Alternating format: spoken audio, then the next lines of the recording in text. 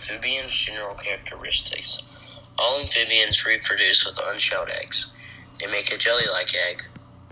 This makes it hard for the eggs to survive if exposed to air for too long. They would just desiccate. Frogs and other aquatic amphibians mostly lay their eggs directly into water, although there are some that lay them in damp places like under a log or under a rock. And some frogs even lay their eggs under a leaf so that the tadpoles just drop directly into the water when they hatch. Amphibians also have permeable skin. This means that they can drink water and hydrate through their skin. This also means that they have to live in damp and moisty environments. Carnivorous adults. Yes, some eat insects and other bugs, but the American bullfrog is known to eat snakes, fish, rodents, and even other bullfrogs.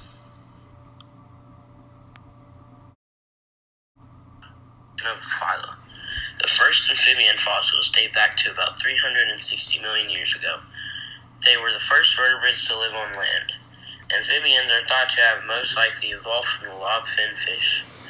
These fish had several pre-adaptations that allowed them to transition to land. These fish had a bone structure in their fins that worked as legs and could walk. Some of these fish were ancestral to amphibians and had nostrils that functioned in air breathing that worked as a way to breathe on land. The early amphibians were likely to have high metabolism just like their fish ancestors. This caused them to adapt with more efficient hearts to allow oxygen to be delivered to the body more efficiently. All of the early amphibians had 4 strong limbs which date from the fins of their fish ancestors. The early amphibians also had lungs to breathe air, which were also in their fish ancestors. Early amphibians had sense organs to detect airborne scents and sounds.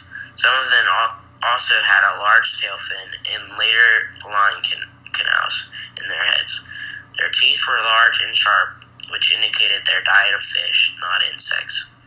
They also had gills like their fish ancestors. During the Devonian period, amphibians split into 2 evolutionary lines: the ancestors of modern amphibians and ancestors of reptiles. Species variety. Anura. Anura consists of frogs and toads. They have shortened vertebral columns. This means they only have 9 or fewer presical vertebrae. They have a urostyle that is formed from developing tail vertebrae. The adult form has no tail. Their hind limbs are longer than their forearms. A tongue that does not have a skeletal support from the hydroponic plate. So basically their tongue is not restricted like ours. This is their main method for catching food. They have a tadpole form. Caudata. This species consists of salamanders. The most distinguishing characteristic is the presence of a tail in all forms from larvae to adult. Another distinguishing feature is the limb sets at right angles to the body and with the hind legs and the front limbs being the same length. The salamanders also have a rib cage. Gymnophiona. This species consists of caecilians. Caecilians are blind. They also have no limbs. They have smooth dark skin, and they eat earthworms and small subterranean creatures.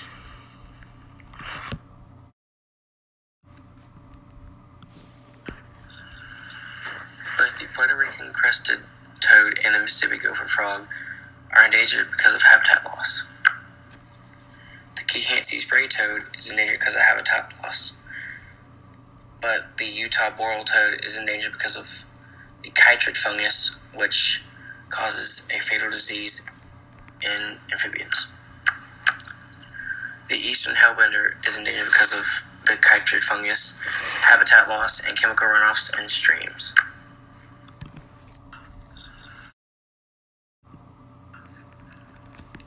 The African bullfrog can get up to 9 inches in length and 3 pounds or more. They are dull green in color with yellow or cream colored on the underside. The juveniles have yellowish stripes on their back, which fade as they mature. They live in dry savannas that fill with water during the rainy season. For breeding, they gather in large groups during the rainy season, and the males combat each other for territory and the right to breed.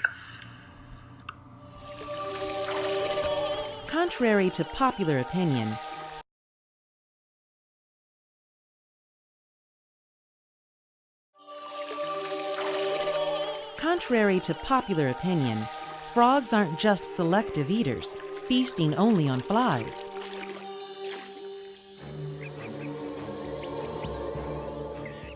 Take the bullfrog, for example. They'll eat spiders, scorpions, rodents, snakes, fish, and just about anything else that passes in front of them. But how do they manage to be such eating machines?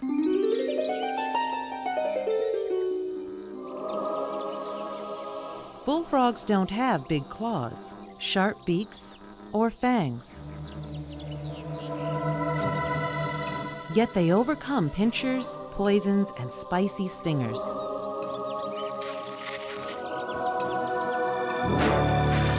With a mouth as big as the great outdoors.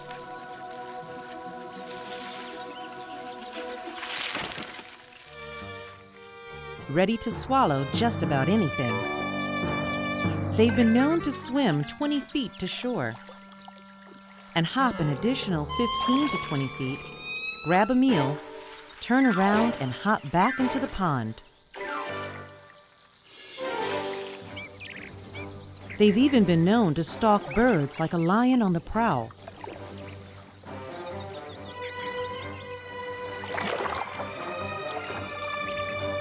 Eating them wing, beak, and all. And they don't stop at their feathered friends. They'll even eat each other. A small bullfrog that doesn't watch its step can easily become food for a bigger frog. They are quite cannibalistic. A young bullfrog must quickly learn one simple froggy fact. Eat whatever it wants, just don't end up on someone else's menu.